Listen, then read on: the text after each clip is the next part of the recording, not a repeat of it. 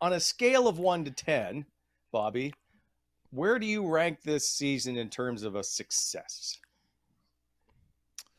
Ooh. Well, I said it before the season ever began that I thought the playoffs were going to be a long shot, and I think that there was a lot of excitement in the city and the fan base to be a playoff team. So if you're talking expectations from everybody else or from myself, I would give this a solid 7. Like, they made some major strides this year. They had some young players that came in and took major leaps. Brady got another year of being a captain under his belt and is growing into a very, very good one. Tim Stützle is becoming a generational player in front of our eyes. Jake Sanderson not only was a rookie of the year probably candidate, but my rookie of the year. You figure out the goaltending, you shore up the defense over the summer. You got a great top 6, whether DeBrincat gets in net or not, with the addition of Josh coming back. The bottom 6, I think, has to be improved. But I still give it a 7. I think, and here's the words, meaningful games. They played games down the stretch that mattered. They were in the playoff conversation at game 60 to almost 70, I would say, right? And that's a major stride for these young guys. And you really, if you're Pierre Dorion and you're DJ Smith and you're sitting down this week, you're looking at the players that stepped up during those occasions. They were the guys that you have under long-term contracts, right? They weren't, maybe Alex DeBrincat wasn't the best player at that stretch of time, but you're able to walk from that situation.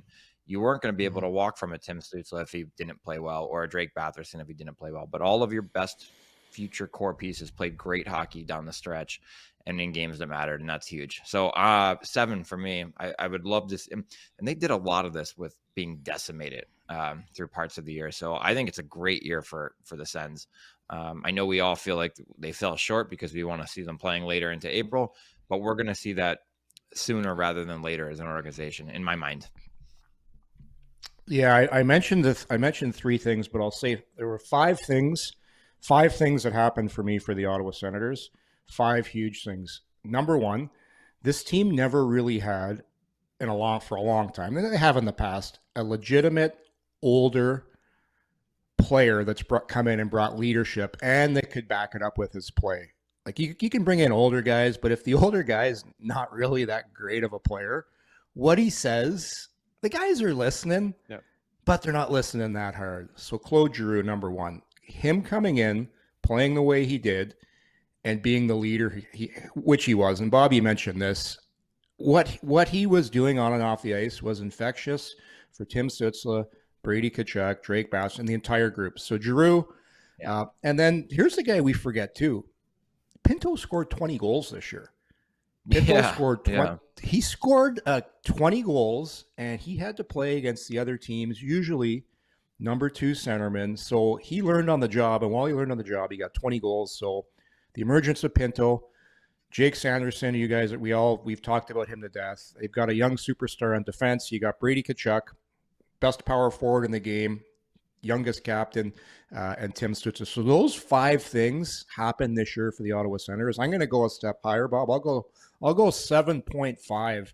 Those were 5 huge things. And along the way, the bottom 6, I kind of liked Kastelik at the end of the year. He was good. He separated himself out of that murky bottom 6. I think he's a guy that is, without question, unless he has a horrible camp, I think he's solidified himself into that 4th line center. And hey, I'll give some props to Brannstrom. He got some ice time at the end of the season, and he took himself out of that conversation with Docker and Clevin for now. Clevin will surpass him later, but he separated himself from those bottom guys, Lassie Thompson as well. So you got to give Brannstrom some credit as well. I really liked how he played down the stretch. So 7.5 for me, but still huge question marks in goal. They have to get that figured out this summer. Yep. Very fair. So here's Very a look true. at the Ottawa Senators' last 6 seasons, and just you can see some of the improvement that they've gone through. They finished 13 points higher this year than they did last season. Their power play in the top 10. It's the only thing right now, including like penalty kill, goals for, goals against, that's in the top 10. The save percentage needs to be obviously a little bit better than it was, but there are market improvements of where they're at. It's the first time they finished above 500 in 6 years. Like, that's in itself has to be considered a positive. Then you add in 3 30-goal scorers and 6 20-goal scorers. I'm of the feeling it's an 8 or higher. And I'm going to add excitement level to that, because I think based on excitement level alone, and you have no idea what's going to transpire on the ice, and they could be in a full-on brawl in Montreal, or they could be pumping 7 goals into the net on another end. Like, that's the best part about that.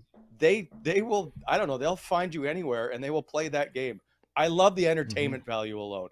Whether they win every night, I don't necessarily care that much as opposed to, I just want to see a really good hockey game. And watching Tim Stützle play hockey is a whole lot of fun.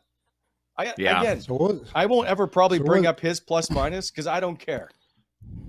What's the question? Was the rating on entertainment value or success of the team? You switched the question. No, just overall. I just going on added entertainment value. Listen, I can add whatever I want to the show, and I can add whatever I want to my opinion. You're just trying to get rid. I give it an 8.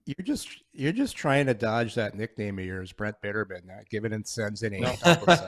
Happy. So, like, come on, you're not fooling anybody. And I had a conversation with a fan over Twitter, because Twitter was a little upset with me over the Pierre Dorion comments, which I don't really understand why. I just relayed some facts. So I had a conversation with one of them, and he told me I needed a thicker skin, because he got personal. And I was like, well, I don't understand why you're personal. He's like, you need a thicker skin. So I guess in order for you to yell at me, I just need to be able to take it. So there you go. Makes sense. Okay. I'm excited for next year based on the way they finished this year. I'm just disappointed, and as you guys can point out, so you give me the player perspective on that November, and it's November 3 straight years in a row where, and we've used the term before, you can't win the Stanley Cup in October, November, but you can lose it. And that's what they did. They lost playoffs based on how they played it. Why in November? Yorkie, what? I don't understand. What is it about November that's so painful?